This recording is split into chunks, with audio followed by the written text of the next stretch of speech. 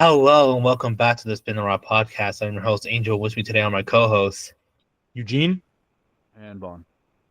I just want to start this episode off with an apology to Draymond Green himself because we forgot to vote for him for the NBA Hustle Award. We're so sorry. We forgot about the most prestigious award in the NBA. Sorry, Draymond Green. Sorry to our fans. But yes, Draymond Green is the award winner for the NBA Hustle Award. How do y'all feel about this? Had to give him something since he didn't win Depoy. Um, I feel like the NBA could do something to make us care about these awards because they could be something. Um, but I think we all had similar reactions when there's a hustle award. Um, and it's bad because this award has existed since 2017. I didn't know that. That's Patrick crazy. Beverly was the first I winner. didn't. I didn't know that, and Marcus Smart is a three-time winner, and that's my guy. So, like, uh, if the NBA doesn't really care, maybe it's more of a players thing. I mean, that's what I'm assuming because like no fan out there has given any stock into any of these little awards because there's more. There's like the Community Assist Award. Like there's a bunch of these Yeah. little ones. Never really paid any attention to them. No, I mean, yeah, I wish I can say I knew this award existed, but when I saw that Draymond won, I thought they made up an award just for Draymond. I was like, what is this? I was like, what is this award? But whatever, bro. I mean, it is kind of funny. This man was campaigning so hard for Depoy that when he won the Hustle Award, everyone just thought it was a pity award. Like, but moving on to actual award winners, not actual. I don't want to do them dirty.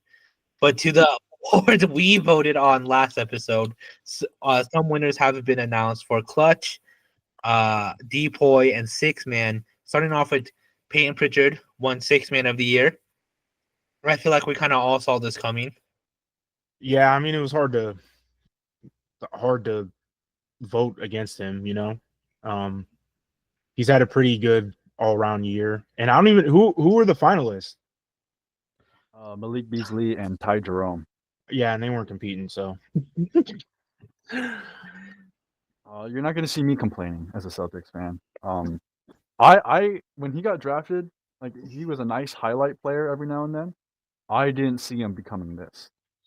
Especially like he was older coming into the draft. Um, and then sometimes he just wouldn't see playing time some Yeah, years, I was gonna say. and then to go to six man, like what a jump that is. I'm glad for him. Yeah, I remember when he didn't have a face in 2K and he got scrub minutes, bro. Like, what a long way he's come. Moving on, Brunson named Clutch Player of the Year. How do y'all feel? I'll be honest, bro. Out of all of them, I really didn't think Brunson would win. I thought it would really go to Jokic. Yeah. Um, I think I'm surprised because sometimes it seems like he has to play like the clutch player of the year all game long, and you kind of see it in these playoffs. Yeah, It hurts them in some spots, but I see why. I'm not angry about it. Um, but I think this is the award I had the least investment in, to be honest. yeah, I think even since they introduced it a couple years ago, it's cool. Like it adds another element, but it's not an MVP. It's not a depoy. You know what I mean? And I don't think it'll be seen as such unless games get more competitive. Then players will probably be like, "Oh yeah, I want to be known as Mr. Clutch." You know what I mean? But I had Jalen Brunson game winner on my Bing card for a reason. So um it is good to see that this award um was given to him. Comes up clutch in more times than not. So I feel like it's only right. Yeah, and then Mobley named to Depoy. Thank God, bro. Yeah, no, this was a landslide. This was a landslide. Well, what makes it even better for me is Draymond was like third, and he was like far behind Dyson Daniels. Dyson Daniels was second, and then obviously Evan Mobley taking it, like well deserved. Um, I have no case against why he wouldn't make it. To be honest, Evan Mobley deserved it. Yeah. I mean, yeah. All right. And then of course, some let's give an update on our bean cards. How are y'all doing so far? Bro. Well, not on mine, but I did previously. I didn't even mention it when we were going over the bean cards, but I was watching the Warriors Rockets series or game, one of the games. And I really thought that Draymond or Dylan Brooks was gonna get ejected that game. That game was getting pretty heated, and I thought for a fact one of them was getting ejected. It didn't happen, but I was looking forward to it.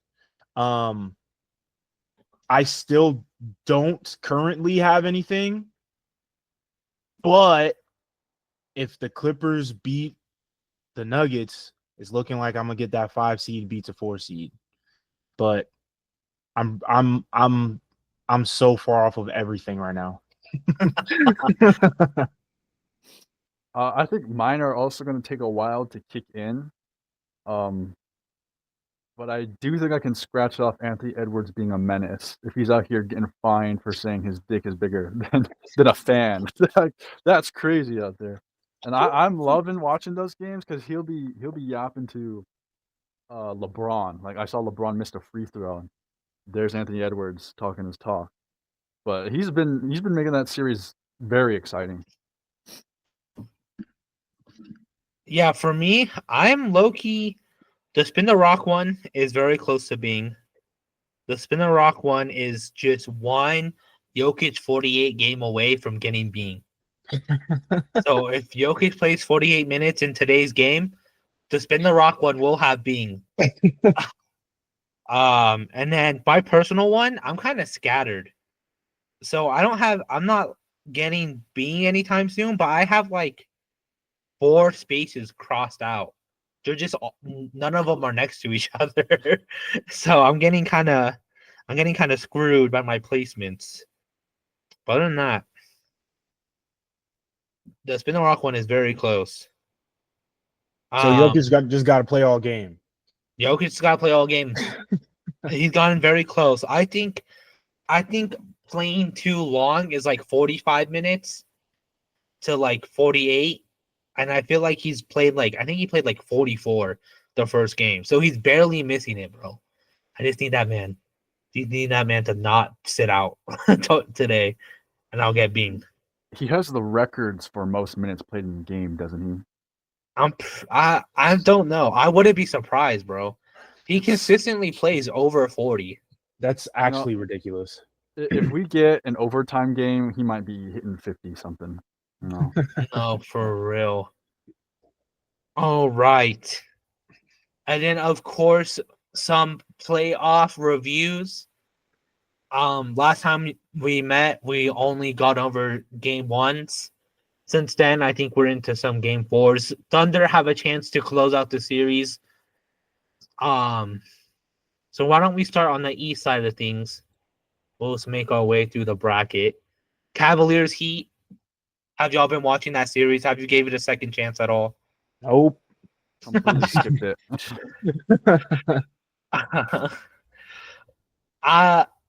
It's kind of crazy, bro. I skipped a game 2. I watched game 3. The fact that the Cavs keep scoring like 120, like I'm pretty sure they've scored I'm looking at it right now, 121, 121, and today 124. GG's to the Heat season. Better luck next year. Better luck next year, indeed. I mean, 3 straight. It's gonna be hard for the Heat. How about Pacers Bucks? I haven't tuned in live, but I don't know. I still think it's looking scary for the Bucks. You know, the Pacers. I don't want to say shouldn't be winning the series, but I feel like the Bucks should be winning the series. You know what I mean? But the Pacers have, obviously, we know, a lot more talent, a lot more youth. And you know, in retrospect, we know that the Pacers are capable, very well capable, of beating the Bucks in a 7-game series. Has Dame came back yet or not? He came back in game 2, I'm pretty sure. Yeah, and it's like Dame and Giannis can only do so much. It really just boils down to their role players doing something. And even their bench play, because we all know the Pacers role players and bench, you know, do pretty well. So I don't know what I had originally before, but it's looking like Pacers in 5. If the Bucks were down 3-0 right now, I would be skipping this, but I think I have to at least catch one game of this series. Because the Bucks winning took Gary Trent shooting a record high amount of threes in a playoff game, for the Bucks at least, to win that. So if the Bucks are winning, someone has to do something crazy for them to squeeze by. Besides Giannis. Yeah, besides Giannis. And Dame has been kind of quiet. I mean, obviously, you're coming back from non-basketball activities for however long he was gone. It's going to be a slow start, but this playoffs, we need playoff Dame. I hope we get him soon. And I hope it's the game I catch, because, like, even up 2-1, I'm still confident Pacers go 4-1 for this series. Even if Bucks win, I'll just all the way through the series. If the Bucks get 1, get 2, I'm still with the Pacers on this. Yeah, I watched the first 2 games. I skipped the second game. Game 3 was very interesting because it didn't look like the Bucks won. It looked like the Pacers lost, bro. They had both Obi Toppin and Miles Turner both went 0-4 from the 3. Neither of them hit a single 3, and they didn't shoot like 1. I think Miles Turner shot like 8, and Obi Top shot like 5. So like they were just not hitting anything, and that was like for the whole team. Like a lot of the guys just weren't hitting shots. Pascal Siakam so far, surprisingly, has looked like the best player on the Pacers though. Shout out to Pascal, because bro, but when Giannis is like guarding you and you could still average 25 points a game, like bro, you're cooking. And I have a lot of respect for him, because like I thought Halliburton would be the one to like take over this series for them, but no, Siakam is. But yeah, I think this last game doesn't tell me that the Bucks are going to win the series. It just tells me that the Pacers are still. I still think they're going to win, because if it takes, like Miles Turner shooting 11% from the field, then for you to win, then you're probably not going to win, bro. Because that's not happening every single game, right? And it was just sloppy basketball from the Pacers. But like, kind of obvious. I think Eugene, you're gonna get your Giannis thing scratched. He's averaging 35 points this series, and that's because he has to. Yes, bro. This man is going off. He's having such a good like series, and he's like, and to be down 2-1 with possibly like might being your only win, like that kind of sucks for him, because he's doing really good this series. Mm-hmm. It's just like the Bucks don't have the same weapons. Doc Rivers is ass, and Darvin Ham is even worse. So it's just looking bad for the Bucks. Yeah, and like even going forward, say by whatever fluke chance they do move on, they have to go against the Cavs, and that's basically another Heat team for the Cavs. Yeah. You know, so it's like it's better that they just lose now, and then you also got to think about like what's Giannis gonna do? What's Dame gonna do? Hopefully leave, Yeah. but then that Hopefully. foregoes the question, where are they gonna go? So Well, with Giannis, like he wanted Dame, but he didn't want to get rid of Drew Holiday. And like yeah, Giannis has made it very clear that he like thinks the Bucks handed the Celtics a championship. So he's been unhappy for a while. If he goes down in the first round again, that man's gonna be no way he stays. Which do you think is more likely? Giannis requests a trade or Doc Rivers gets fired? Doc Rivers gets fired. No, I I would don't know. hope, but that man keeps finding a job. It seems keeping a like job. It seems like in the NBA, you have to be a losing coach to keep your job. Right. Yeah, There's a yeah. God for stigma. like they fired Griffin or Griffith or whatever his name is, and he had a better record than Doc Rivers. He was coach of the year, or should have been. Yeah, and like I don't know, bro. They should have fired him a long time ago. The fact that he's still a coach right now, I think both is gonna happen. Honestly, I don't think Giannis is gonna like be like, oh, you're firing the coach. I guess I'll stay. Like honestly. Next up, Knicks Pistons. This series, bro. This series is so fun. Again, Knicks fans need to be scared, bro. They Yeah. lost in a close game, game 3 at Blown- home. Yeah. Like it's not looking too shabby for Knicks fans right now. With their egos, bro, they're not worried. They're not worried, and they should be worried. But I hope Cade goes villain mode. They get Trae Young flashbacks because if he silences them at MSG, like we need that. Pistons fans would love that. They would feast for generations. Even if Pistons are bad for the next 5 years again somehow, they would be talking about that for years to come. But yeah, I still think this is going to 7. I know there's a lot of people who have a lot of faith in the Knicks, but just like you watch them, Never. you watch them, and it's your starting 5, and that's it. Whereas Pistons, at least they got some streaky guys, but at least they can show up every now and then. Bro, Dennis Schroeder, that man, he must have have a chip on his shoulder because of this, what happened in the free agency. That man was cold in game 2. He was hitting everything. He was pointing at the 3-point line exactly where he shot it. He was talking shit to the Knicks. That man was ice cold. Game 3, yeah, bro. Anyone who was, because I saw a lot of people thinking, oh, we're going to Little Caesars Arena. We got this in the bag. Bro, don't disrespect Detroit fans ever again. They were loud in game 3. And like they have a reason to be, because they haven't been to a playoff game since before Instagram was established. Yeah. I mean, it just sucks. The Knicks basically had the lead almost the entire game. Once they took it, they basically didn't really give it up. If Isaiah Stewart was playing, the Pistons win that game, bro. Cat was going off. I think Jalen Duren just doesn't have the motor that Isaiah Stewart has. Mm-hmm. So I need Isaiah Stewart back.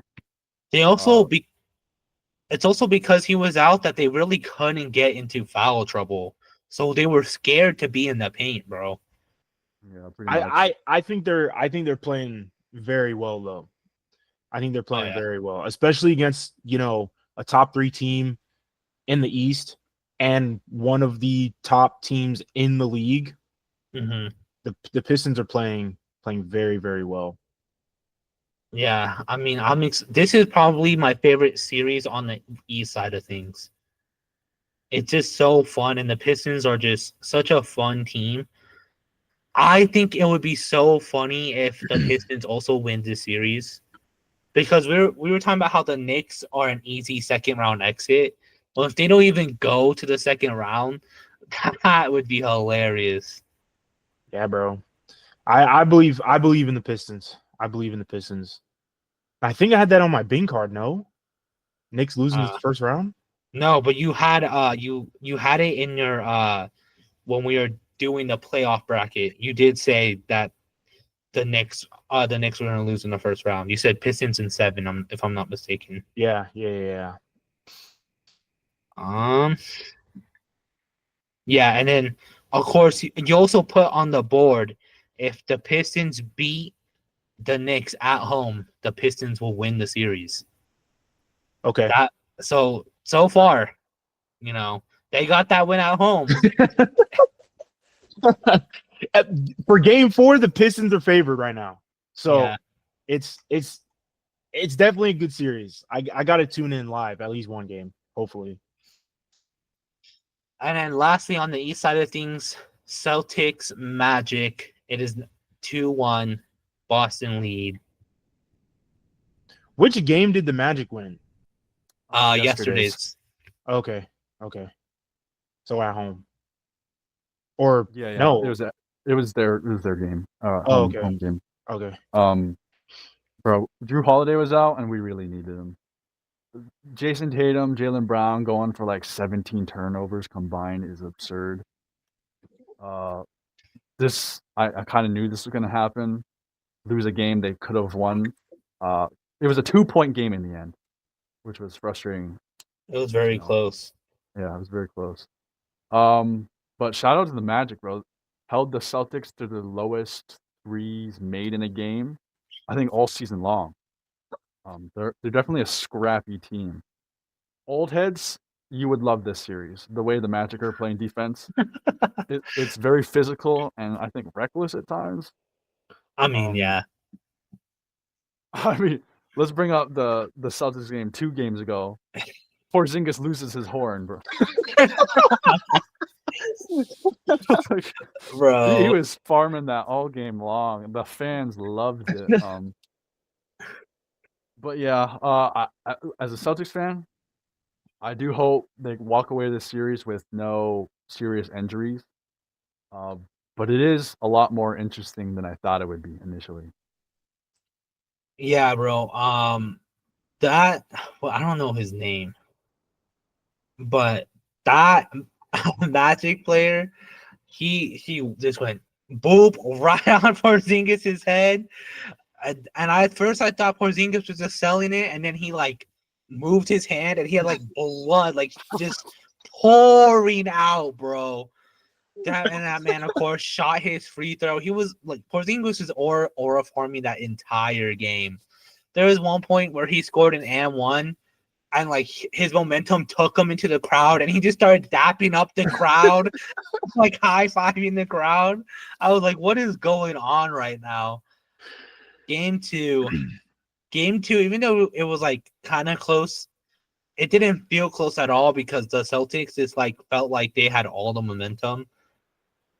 Game 4 is going to be interesting. I think game 3 was the only one that actually felt like a playoff game. The first 2, Celtics were having fun with it more than anything, I would say, but game 3 was a reality check. So I expect something different moving forward. I haven't seen a lick of nothing with this series, but I will say game 4 is a must win for both teams in this series. If the Celtics can go up 3-1, they'll win at home. If the Magic tie the series, it's probably going to go at least 6. Well, it has to go at least 6, but it might go like be a 6-7 game series, which the Celtics, I think, don't want with a team like the Magic. You know what I mean? Not necessarily that they're going to lose to the Magic, but the series is going to be too long. Yeah, they'll be tired next round. Won't be at full form. So yeah, I see what you're saying. So I think game 4 is probably the most critical for both teams right now. Yeah, for sure. And that is tomorrow. So I think the nothing on the east side will be finished anytime soon. But moving on to the west side, right now the Thunder are up 6 with 2 minutes left in the fourth. They have a They're- chance. Wait. I'm on the ESPN website. The Thunder up 2 with a minute and a half left. Oh, I must be behind on my broadcast because I'm literally watching the game. Oh shit. So my broadcast is hella behind. That streamies, bro. No sponsor. So yeah. Have you guys given this series a second chance? Or have you still been kind of like, I'm not watching anything? I did watch the Grizzlies give up a 30-point lead. I'm not even a fan of that team, and I was banging my head on the wall. They were so dumb. It was ridiculous. But shout out Alex Caruso. That man is a menace. Nothing was getting by him. He was stealing the ball like it was candy, and then just making big plays all around. But Grizzlies definitely needed jaw that game. Like they went scoreless for so many long stretches. I couldn't believe I was watching an NBA team at some point. Oh, bro. It was rough. The second Jaw went down, that team crumbled. Like, it wasn't even fun. It wasn't even like, oh, they slowly lost momentum. No, bro. They lost that shit right away. It was bad. I Yeah. have not given this series a second chance. I ain't gonna lie. I was fully expecting the Thunder to win, and right now it's looking like they're sweeping. Oh, Pippen and Scottie Pippen Jr. just fouled out. It's game over. It's over. Yeah, bro. I've been watching the games just because they're always on at a time where I'm not doing anything. So I just been like, why not? Plus that and blackouts in the year 2025, I had no choice but to watch that game instead of the Nuggets Clippers game. Bro, I'm not kidding when I say this. With every game, I think the Thunder are gonna win a championship. Because every game, a different player on the Thunder wins that game for them. The 30-point lead blown, Chet dragged them to that game, bro. And before that, in game 2, Jalen Williams went off. Like, it's just scary that, like, so far a different Thunder player has won a game for them every single game. And it's just like I keep saying SGA is cold, but like, bro, this entire team is looking scary with every game. I've never understood those people who have said the Grizzlies are better without Ja, and maybe they should look to trade him to improve. Like, Yeah. the Grizzlies have survived without Ja. I know they've had some good winning records without him, but you're not gonna survive the first seeded Thunder in the playoffs. Even with Ja, it would have been like lucky you win 1 or 2 games, but it's a wrap. Yeah, and I feel like at this point now, they're in the same position as the Bucks. Like, what are they going to try and do? Even though they're a much younger team than the Bucks, but like, what are they going to do? Are they going to rebuild? Are they going to blow it up? Are they going to try and sign somebody? Re-sign John them, or like what are they going to do? You know what I mean? And they still are coachless right now. So Yeah. there's a lot of question marks about the Grizzlies. I don't know what the Vegas odds are looking like, but I feel like they'd be a front runner to try and trade for Kevin Durant. I don't think they should, but I think that's a move they would make. I hope not, bro. I'm tired of Kevin Durant being the big name. It's exhausting at this point, bro. Yeah. Every year he's in trade talks. All right. Moving on to Clippers Nuggets. Clippers lead the series 2-1. The 4th game is today. This is probably, super biased, but this is my favorite series in the West right now, bro. There's just been a lot of great moments. I don't know if you peeped any games, but in game 2, Kawhi Leonard looked like vintage Kawhi, bro. He went 78% from the field and had 39 points, bro. That's Spurs Kawhi right there. That's and someone did the math. Every single bucket he scored either gave him the lead, tied it up, or put them further in the lead. Every bucket was a crucial bucket, bro. This is probably one of my favorite performances in the playoffs so far. Them shits were like almost all middies too. He could not miss from mid range. It also didn't matter who was in front of him. He just shot over. Didn't matter who it was. There was a point where they were going to the second half. Kawhi dribbled up the court. He beat the man guarding him, court pressing him. He got double teamed at the 3, shot it, made it, gave him the lead going into halftime. I mean, this man was ice cold this game. Enough of me yapping. How y'all feel about this series so far? It's kind of sad watching the Nuggets side of things. Because like there's that clip of Jokic when they're down like 20. And bro, he looks so like heated. He's desperate to win, but just like no one else is stepping up. And I don't see what adjustments they can do where someone does step up. I hope this goes to like a 6 or a 7 game series, but I don't know. Clippers have been on fire as of late. I don't see the Nuggets taking one, especially if Westbrook is gone. Like they have no depth already. So. Yeah. Oh yeah, Westbrook is injured for or doubtful for this 4th game. I forgot to mention that. Yeah, Jokic is entering his LeBron era right now. his little player coach era right now. But yeah, I think also game 4, just like the Celtics Magic series, is probably going to be the deciding game for the series. You said that the Kawhi game was game 2 or 3? Game 2. Game 2. Game 3, we lost 83 to 117, bro. Oh, that was okay. Okay. Blew us out. Yeah. So with that being said, they're at Crypto, right? Or whatever their new arena is called. Yeah. Crypto is going to be insane. Absolutely bonkers, bro. So if the Nuggets can somehow get through Crypto and sneak away with a win, it's going to be super clutch. Tie up the series, then it'll probably go 7. But I think if the Clippers win that game, they'll probably win the series. It's GG's if they win that game. Yeah.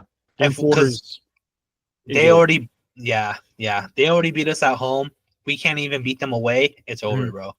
Like yeah, it's just rough to watch. I mean, I saw everyone saying Jokic had to drop the I don't care about basketball act because of how badly they've been losing, and it's true, bro. Close. I said after game 1 that I'm worried, and I've been validated so far because game 1 we barely beat them. Game 2, Kawhi literally won them that game, and then game 3 we get decimated. Game 4 without Russ, even though Russ isn't that big of a factor, he is still like one of the only players actually doing anything. He's a big enough factor. Yeah, exactly. That without him, it is looking scary because other than that, Michael Porter Jr., I can see why they fired that GM. We should have gotten rid of him during the trade season, bro. Michael Porter Jr. is putting up a stinker, bro.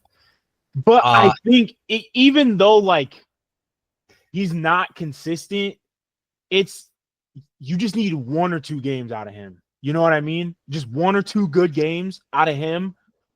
1 game probably with anyone else, Jamal Murray or Aaron Gordon probably. I think you might not win, but it will be an interesting series. You know what I mean? Yeah. I mean, yeah, dude.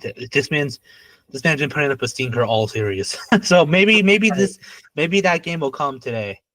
Who knows? I think Jokic is the only guy where I'm like, I think he needs to play hero ball if they want a chance at winning. Yeah. I'm excited for this next game. And then Lakers Timberwolves. Timberwolves go up 2-1. How y'all feel about this series?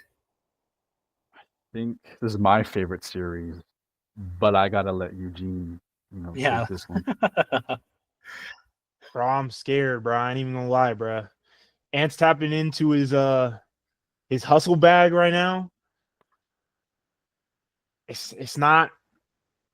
I'm not too worried, but again, game 4 is a must win. We have to win because now I don't know if we can win away, bro. Not in Minnesota, which obviously we should be able to, but I still believe in JJ. I still believe in JJ that he can cook something up, not necessarily to lock down Ant, because again, he's one of those players like he's gonna get his, but to at least limit Ant and or everyone else. And also, again, Jaden McDaniels popping the fuck off for no reason. For no reason. So it's like, again, if we can limit Ant and or everyone else, we'll be good. But I'm still believing. I'm still believing that we got this. It's just not Lakers in 5 no more. Yeah, bro. I'm gonna be honest. People are kind of overreacting, saying that Minnesota is gonna get the gentleman sweep. I watched yesterday's game, and the Lakers, and it was a close game, and the Lakers were playing horribly, bro. Yeah. And it was a really close game still. Like the Timberwolves were playing out of their mind. The Lakers were like playing honestly like dog shit at times. And it was still a close game up until like the end of the fourth quarter where they kind of just gave up and just let Timberwolves take that W. Mm-hmm. But I honestly think this is still going to be like a game 6, game 7. Because like I'm honestly like yesterday, if the Lakers were playing that bad and the Timberwolves were playing this good and it was still close for the first 3.5 quarters, then like it might not be a good look for the Timberwolves, honestly. Breaking news. The first sweep happened. Let's Thunder go. Thunder won. GG to the Grizzlies. But yeah, bro. LeBron James got me a scratch off the Bing. Went 38, 55% from the 3. The man was hitting them shits, bro. Got me a scratch off because I said he was gonna have an insane playoff game, and he did, bro. But 55% from threes. Yeah, no, that's actually wild. And I just feel like game 4 is gonna be very exciting. We'll see what happens.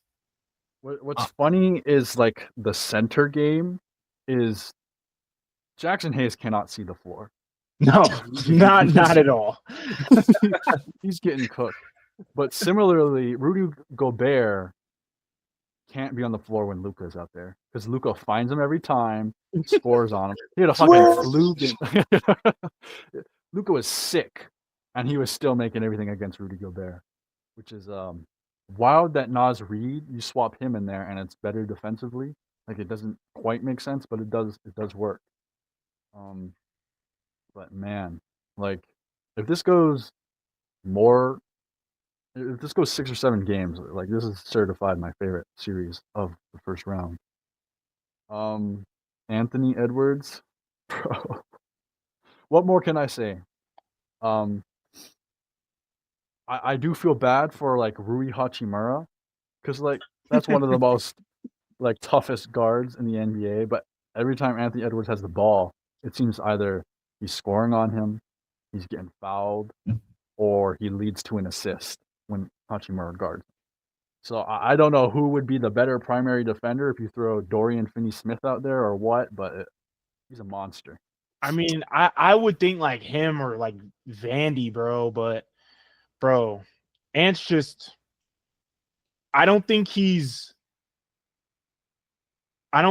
super unguardable yet, but definitely not. A lot of our players cannot guard him.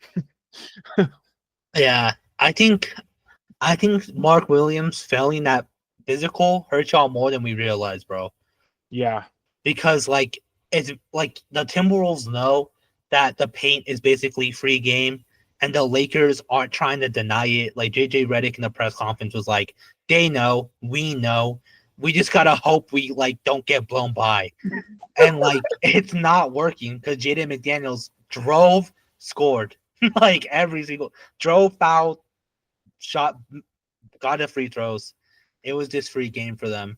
So that Mark Williams trade at the time, I was like, oh, it's no big deal. But now it's looking like, bro, if that man just passed his fucking physical, y'all probably would be in a lot better position than you are now. Mm-hmm. All right, moving on. The only series I'm pretty sure that's not even in game 3 yet. No, they are. They're entering game 3. Yeah. Yeah. So they're like the furthest behind series, which is so odd how far behind the series is. With game 4s going on and shit like that. Not much to talk about except for the second game. Did you guys watch game 2? Watched half of it. I think I watched right after halftime. Which again, it was still a pretty good game. But I don't know, it just seems like the Warriors crumbled. And then the most random thing, Jalen Green having one of not his best games of his life, but you know what I mean? Like he went from an absolute shitter in game 1 and then went absolutely crazy in game 2. So it was just like, you can't be that streaky, bro, because then that's what's going to be the deciding factor, especially him, of them winning or losing the series. So I don't know what he's got going on, but he got to be more consistent. Yeah, like if he's the primary scorer and he's the leading scorer, it's like such an easier experience for the rest of the team. Like Şengün can't do it all, especially getting bodied by Draymond or Kevon Looney, whoever they throw at him. I know Şengün gets his, but it just makes it so much harder for the team if Jalen Green's not making it.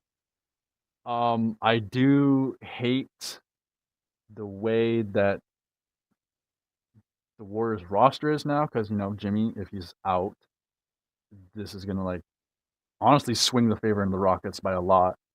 But it's the fact that Steve Kerr now begrudgingly has to play Jonathan Kuminga, and you watch Jonathan Kuminga out there, and Steve Kerr has no plan set to, like, let Kuminga do good, and it's very obvious.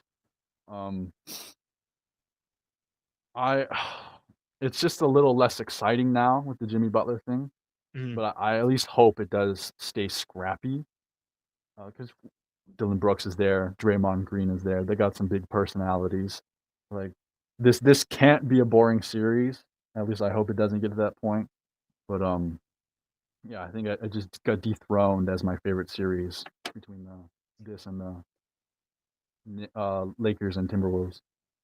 I definitely think we don't know how long Jimmy was going to be out, but definitely this next probably game or two, Draymond is probably going to be the voice again, you know what I mean, of this team, with Jimmy being out. At least that's what I think, going forward, because, you know, to try and put more of a foot down on the Rockets and try and intimidate them more. Yeah. Honestly, bro, if that's the case, then the Warriors are doomed because the Rockets have already been exploiting Draymond, and they're doing things. They're trying to get that ban to either follow out or get ejected because they're throwing Tari Eason at him. They're throwing Şengün at him. So I'm pretty sure they're hyper aware of the fact that Draymond Green is probably one of the weak points of the Warriors, and the Rockets have been trying to exploit that.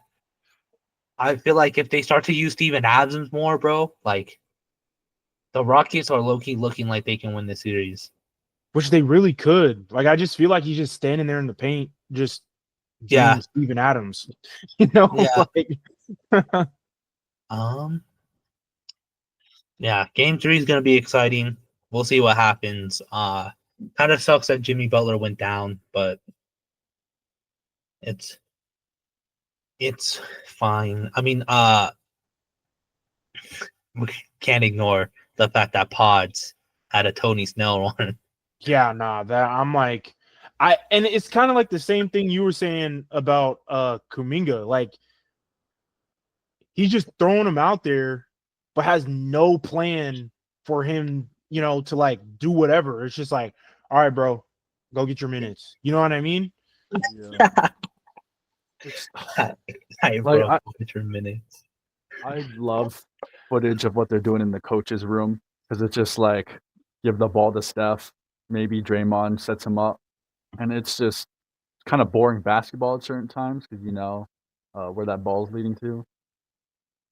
And I don't know why he doesn't like switch up the rotation. It's always Pods in the starting lineup. Because Steve Kerr is a bad coach. I've been saying this. It's just I don't know why he glazes Pods so much versus all his other young players, be it Moody or Kuminga or guys who at least can give you energy or length or something different. I'm just getting tired of the same thing.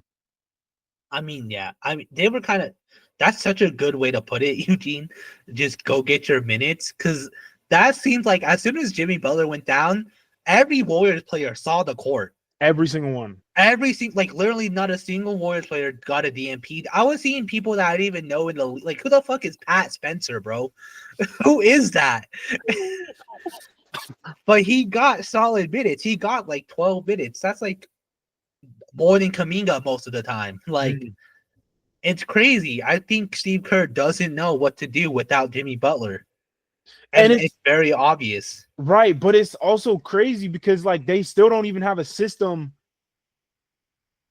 for him, Yeah. It's just, I'm sure they figured something out, but then I think a lot of it is just ball IQ. How Steph, Draymond, and Jimmy Butler run the offense and probably even defense. But like I'm sure they had some sort of system. They're like, okay, like let's go out and do this. And then now with him being out, it puts a wrench in literally everything. Kerr didn't prepare for that. And now it's starting, not right now, but it's starting to show a little bit. So yeah, we'll see. We'll see tonight, honestly, how the Warriors will look. But yeah, GG's to them. All right. Moving on to our main topic, but before we do, make sure you give us that good old 5 stars if you're listening on to any audio format. Or we are on all audio platforms, so make sure you give us that good old 5 stars. Make sure you leave a review. We're also on YouTube for that video format, so make sure you like and subscribe there. We're on all social media platforms at Spin the Rock, so make sure you follow server clips and episode updates. Let us know. We all kind of said our favorite series. We all kind of told our thoughts. Let us know what you think about the playoffs so far, about the series. What series have you been tuned into the most? And our main topic for today is our favorite playoff moments. These are just moments that when we think playoffs is what we think of. Who wants to kick us off? I'll go the classic one we've seen a million times over. It's Allen Iverson stepping over Ty Lue. It's spawned like millions of posters and T-shirts, but it just one man versus like a all-time team type deal. Summed up like they had no business winning one game. It was kind of like if LeBron was a guard versus like a peak team situation. It always makes me feel good knowing that's against Ty Lue because for the longest time I did not like that man. As a coach, I still don't. I still don't. For whatever reason, I got him winning against the Nuggets. So, but yeah, that's probably one of the most iconic moments ever in playoffs. So I had to throw that one in there. And the crazy thing is, nobody talks about the game because I don't even know the result of that particular game. But it's always always that moment. And like so many things have come from that moment, whether that's, in sports or pop culture, football players celebrating on the field after they score a touchdown, they'll step over whatever, or even disrespect over another team or whatever. But yeah, it stemmed a whole lot of stuff. I mean, that not only is an all-time playoff moment, but that's probably like Allen Iverson's, like, when people think Allen Iverson, they think the step over now. Yeah. And so it's crazy that, like, it's almost like I'm pretty sure most people don't even know that happened in the playoffs. They just think of it as only an Allen Iverson moment. Like in the finals, which is crazy. Yeah. So like that's a really good pick. That's awesome.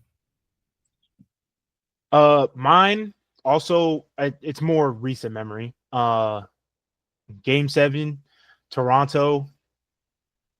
Send Joel Embiid to the locker room crying. Got the Kawhi corner game winner. That game, it like changed the scope of just the NBA in general. At least at the time, that's what it seemed like. Because, we haven't seen the Raptors, at least in our lifetime, go this far. I think that was to go to the conference finals, I think. And, the whole Kawhi lore, getting traded, trade deadline, leading a team this far without, any types of chemistry or whatever. And then the shot itself, a fadeaway 3 in the corner, ball hits every single part of the rim. Seems like it took an eternity to fall in. And then once it falls in, chaos erupts inside and outside of Scotiabank. So that's definitely one of my favorite playoff moments, at least as of recent memory. What's so crazy about that, I think that was the best Sixers team Joel Embiid ever had. And to get sent out like that, of all ways, dude, I think it's even more crushing in retrospect because that was their chance for a championship. Mm-hmm. And the tears are warranted, but that always be one of the best Joel Embiid moments for me. That's crazy. I used to be such a hater of Joel Embiid. The Celtics saw them too many times in the playoffs. I've cooled off now, but that'll always be all time. Yeah, bro. I mean, I'm pretty sure, if I'm not mistaken, that was the first time someone won a series on a buzzer beater. If I'm not mistaken, that was like the first ever Game 7 buzzer beater win. I think I remember hearing a stat like that. Yeah, it was some weird stat that you would have never known if they didn't tell you. Bro, yeah. That is probably one of the out of most recent, probably one of the most legendary playoff moments in the 2010s. Oh, and, was that even? Yeah. Oh, I was just gonna say, and it's even more iconic because they won the chip that season. Oh yeah, bro. Yeah, that was insane. Literally insane. Mine is also a pretty recent one. One of my all-time favorites is when Jamal Murray and Donovan Mitchell both dropped 50 points in the bubble. That was probably one of the I don't think we've ever seen players basically go do a one-on-one in the middle of the playoffs, and it was so nice. Unfortunately, we did lose that game, but that was such a fun game. And the first time ever that we've seen that.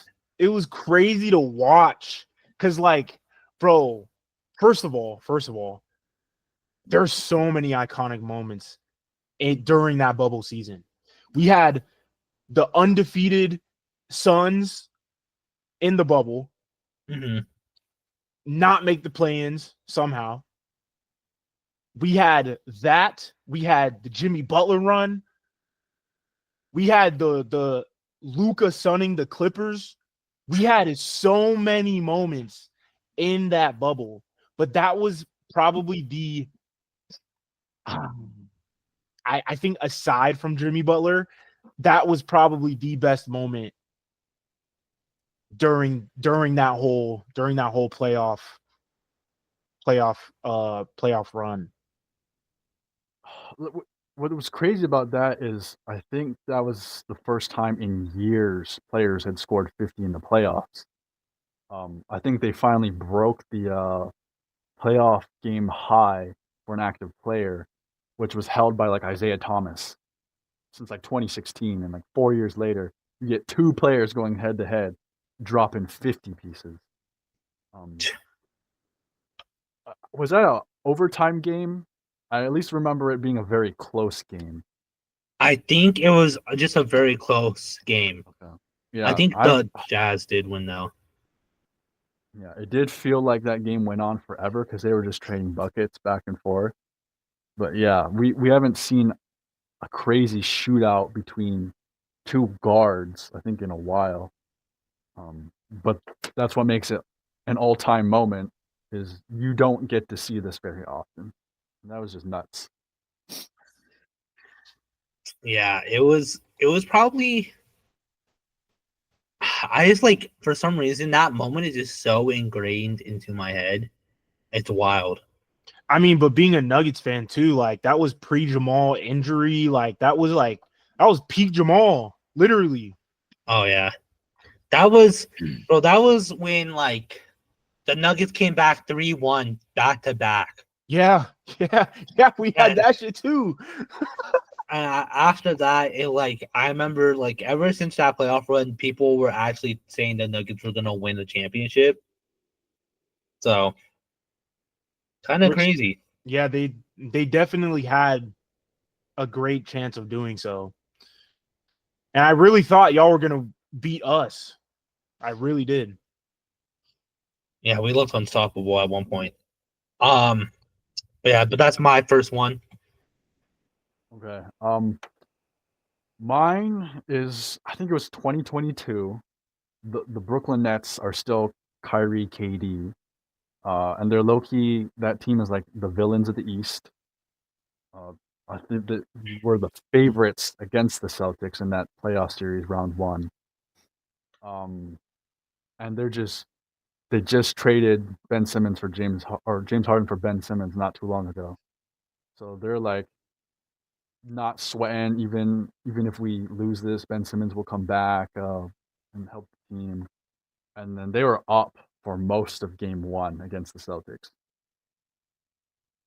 Come down to the last like 5 seconds. It's like a broken play. Marcus Smart has the ball, pump fakes, seconds winding down, finds the pass to Jason Tatum, spin move into a layup, buzzer beater. It was so close. I think Mike Breen miscalled it, saying, "Oh, the time went off before the bucket came off." It was that close of a buzzer beater. And it was such an uncharacteristic type of buzzer beater for the Celtics, because even then they shot a lot of threes. That was I couldn't believe it in the moment, especially how bad the Nets sold that game. Like Kyrie went off for 40, KD KD was KD, but they really had to grind out that win, and it against like the Nets, who was supposed to be like the super team, the favorite to win the championship, it felt good. Because in my eyes, they were always like the team to beat in the East. And for that to happen really set the tone, because the sweep felt so much better. Like it really dispirited that Nets team. Yeah, bro. That 2022 playoffs in general, I feel like we often forget how no one expected it to be Warriors and Celtics in the finals. Like no one at all. Like I'm pretty sure I remember this is right before the podcast, but I remember I messaged Vaughn. I said, "GG's." I was like, "You guys are." I said, I said, "Good luck. You're probably gonna lose this series," and they didn't, bro. And that's one of like those series that like, it's just like, bro, it's just cemented in my memory because no one expected it to be Celtics Warriors, let alone for the Nets to lose like that, bro. Yeah. It was insane. No, yeah, definitely. And I remember like the Warriors making some like crazy run too. Like literally everyone had the Warriors counted out until they made the finals, like to the very last moment. Yeah. And it's just like, I don't know, Steph Curry is just a different being, bro. Yeah, little did we know that the Celtics were gonna be like the dominant force that they are now, bro. Because yeah, that should have been a clear sign. Because after that, bro, I think I kind of just was just like, it's game over for like the Nets. I honestly did, and it was like pretty soon after they kind of blew the team up. But yeah, that's probably such an underrated moment in the 2022 playoff because no one just saw that coming, like no one at all. Mm-hmm. So for my second one, pulling this deep out of my bag. I don't remember what particular year this was, but it was a while ago because it was the Hawks versus the Wizards. I think it was like first or second round. I don't remember. But this was when Paul Pierce was back on the Wizards. Crazy. And the play was he catches the ball on the free throw line, turns around, pivots, step back, banks it in. Game winner. And this was when after the game he said, I ain't called bank. I called game. Bro, that was one of the coldest moments. One of the coldest moments that I had ever witnessed. I was like, no way. No way. And he shot it over like 2 or 3 dudes. Like, it was one of the best game winners. I even still think to this day. Now, it didn't necessarily mean anything because it was in the middle of the series, but it was just like, bro, he did it at home. Crowd erupts. He realistically should not have made that shot, but all you heard was doom and saw it go in. Bro, it was amazing. It was amazing to watch. I know, Paul Pierce doesn't always get the respect he deserves because his time as an analyst was crazy. His final years, he waned a lot, but like, this is that guy who I think he's like top 10, or maybe even top 5 in buzzer beaters all time. Like, he's cold. He's been cold. But for him to do this in like the Wizards, where he was like kind of in his washed era, Yeah, like, bro. it's insane. Like, he was always a threat. I feel like we're underplaying how washed Paul Pierce low-key was during that Wizards run. This was basically like prime, like not prime, but like this was when John Wall and Bradley Beal were looking like they were going to take over the East. I don't think anyone expected Paul Pierce to be a factor in them winning a game at any point. That's what I'm saying. Like, I had to bring it up because I'm like, this was trash Paul Pierce, like there's no other way to describe it. So I'm like, bro, I just had to bring this particular one up because like he was at the tail end of his career, literally probably a season or 2 before retirement. And I'm like, this was his last like good memory that at least I remember of him. Yeah. I mean, and like it's crazy because he didn't even do anything special. He just does a fadeaway, and it's boom over Dennis Schroeder too, bro. Like, I wish I remembered anything about the NBA at that time because I don't even remember if they were like a high seed or not, or how good the Hawks were at that time. I don't remember seeds. I don't remember none of that. I just remember the Hawks and the Wizards and him making that shot. And just like, yeah, Paul Pierce's craziest post game like interview. Yeah, bro. That's a very underrated one. I didn't even think about that one. For me, I've been very basic. But that's because all my favorite moments are so recent. the Giannis block against Ayton in the 2021 finals, probably one of the greatest blocks ever. Man's back is fully turned to Ayton. He, like, I don't even know if he commented on why, like, he was, like, how he was able to do this, but, like, it's a lob, and his back is fully turned over, and somehow he's able to turn around and jump up and block it, bro. It's like a split second of reaction time, and he was able to pull off the block. And little did we know that that was probably like a momentum changing block for that game, because yeah, after that it was kind of the Buck series from then on after. Yeah.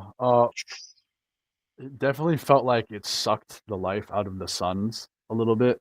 And it's playoffs. If you give, they're gonna take.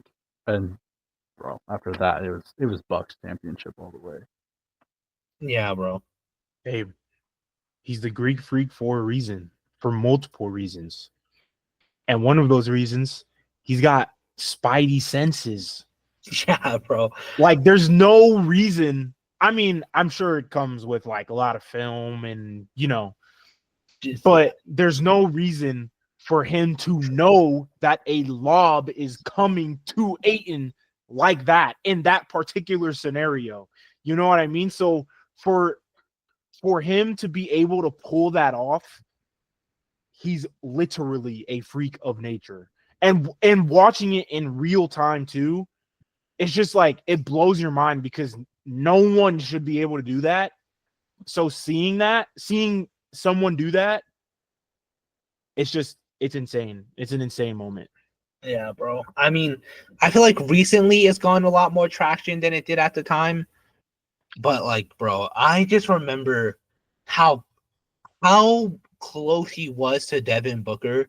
He was on that, man. And to be able to just fucking in such a short amount of time read the lob, gather to not foul either, to get a clean block is like, and a good one too. Like, bro, that is probably one of the best blocks that has ever been like in the NBA ever. Like, I'm pretty sure Will Chamberlain had a crazy one like 50 years ago. But we don't have footage of that. We don't have footage of that.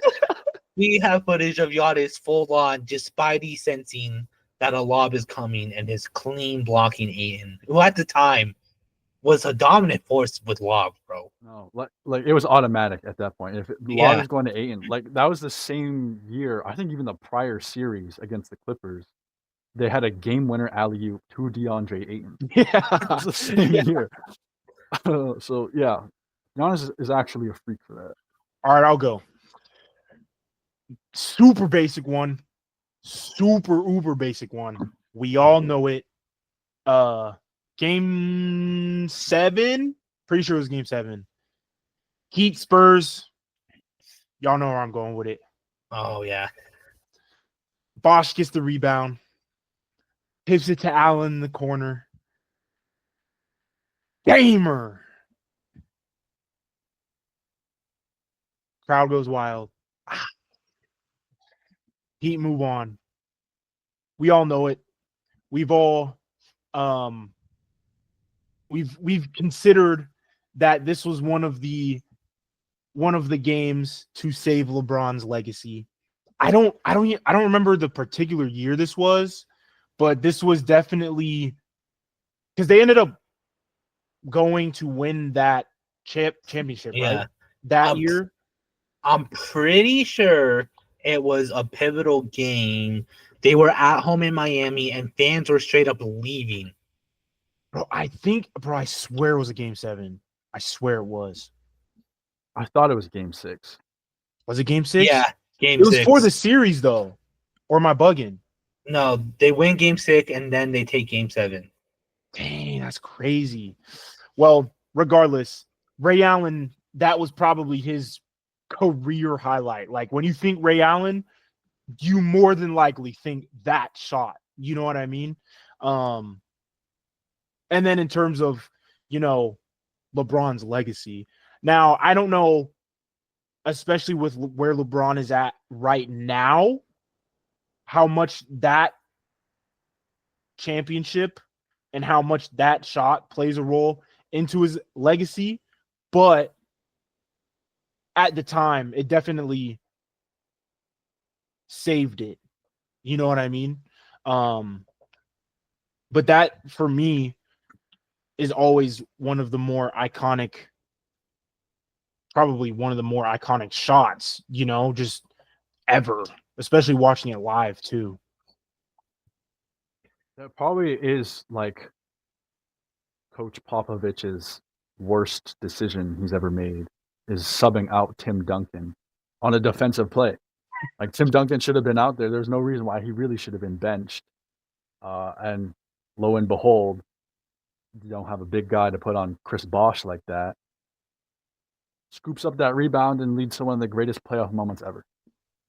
I'm pretty sure, I mean, not to be that guy, bro, but this did save LeBron's legacy because I'm pretty sure the Spurs were up 3-2 going into that game.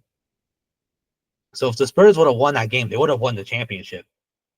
Bro, imagine Tim Duncan with 6 rings, man. Oh my God. Like, he's already, like, probably best power forward ever.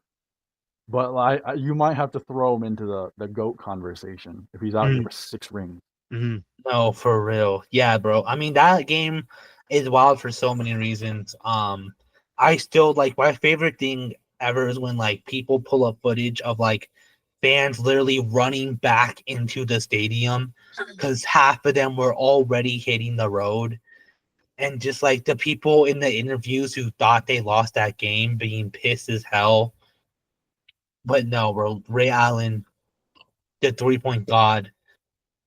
The sense to run to the 3-pointer, bro, and to make sure you're in the right position to even score that is crazy, bro. That man did a full break backward sprint to get to that corner. And yeah, insane. Yeah, I know that's basic, but like how can you not mention that, bro? I'm also sticking with basic, also very recent. I got Damian Lillard literally dismantling the Thunder. That was gonna be my honorable mention, bro. Dame is literally the reason why the Thunder are in the position they are today. Yeah, bro. I mean, I think of course the all-time moment is when he's deep as fuck, bro. Like literally so.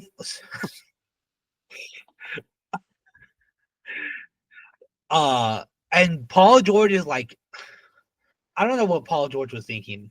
Dame has hit shit like this before. Casually, bro.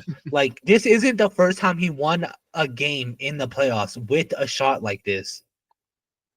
And just literally tied game, Lillard at half court, chucks it up. Boom. Blazers, gentlemen sweep the Thunder. Paul George is at LA. Russ is in. I'm pretty sure Russ is in Houston now. Like, SGA is now a Thunder. Like, bro, Damian Lillard literally dismantled that organization in 2019. It's crazy. For the better. I guess as a Thunder fan in that present moment, obviously it sucked. But now, looking in the long run, they're looking at, a run at their first championship. Yeah. Nobody could have predicted that's what was going to happen. But, if you're loyal enough, you reap the benefits. Yeah. Okay, I do have my playoff moment, and it's probably from one of the best losing playoff runs I'd ever seen. And this is just at the very beginning. It's 2018 LeBron. Okay. It's game 5 against the Pacers. And I had the Pacers winning this because this was Oladipo being that guy. And this was a Cavs team LeBron dragged to the playoffs. And this team was like shoddily put together at the trade deadline. Like you scooped up, I think, Rodney Hood or Jordan Clarkson, and Rodney Hood. It was just an assortment of players. and it's game 5. There's 3 seconds left on the clock. Inbound to LeBron, dribble, pull up 3, buzzer beater, game winner. And I'm like thinking, oh no, this team shouldn't be winning, but they just beat them. And it kind of really set the tone for LeBron's rest of his playoff run, him doing things that ultimately should not have been done to drag this team that should not have been here way further than they should have been. And then they go to a game 7. LeBron does crazy things. They go to Toronto. LeBron scoops up another game winner, like off the glass runner. Hop, Like- skip, baseline. He's doing all this mess. And then, Celtics game 7, and then obviously lose the Warriors. But that was just, if you plug that LeBron onto like any other of those playoff teams in the East, they might have a chance against the Warriors. But unfortunately, he was on that awful Cavs team. Well, that and just yeah, 2018 LeBron will forever go down as in history as probably the best basketball player to ever live. I don't care what you say, bro. 2018 LeBron. I don't care what year Jordan you put up against him, bro. 2018 LeBron was a different animal. That team had no right to be in the finals. No. No right. But yeah. Honorable mentions at all? Nope, because the LeBronto Raptors was my second honorable mention. I brought it up before, but like rookie Tatum dunking on that 2018 LeBron was old time, but I think I've mentioned that in like some different playoff moment episode. Yeah. I mean that was a pretty, that was when like dunking on LeBron was still like a crazy thing. Right. For me, I have another bubble moment. The Raptors bench scored 100 points in game 4 against the Nets.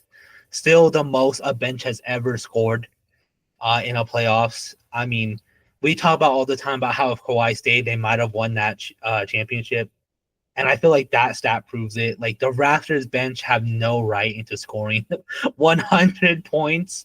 And that's probably one of the most slept on moments in the playoffs is the fact that they pulled that off. All right, that's probably what we're gonna call it then. If you guys are listening on audio platforms, make sure you give a good old 5-star, leave a review. We're on YouTube for that video format, so make sure you like and subscribe there. Let us know your favorite playoff moment, what you think the best playoff moment of all time is. We're on all social media platforms as Spin the Rock, so make sure you follow us for clips, episode updates, and all that good stuff. Next episode, I don't know if y'all know this. Why, Mike? Next episode is episode 100, bro. Yeah. It's crazy. I don't know what we're gonna do. I might pull some stuff up, just like my favorite Spin the Rock moments, if you guys want to too. It probably will just be a normal playoff episode, however. But I'll bring up our favorite predictions or my favorite predictions that we've made, my favorite moments. And then just more playoff talk. So thanks for listening, and we'll see you again next week.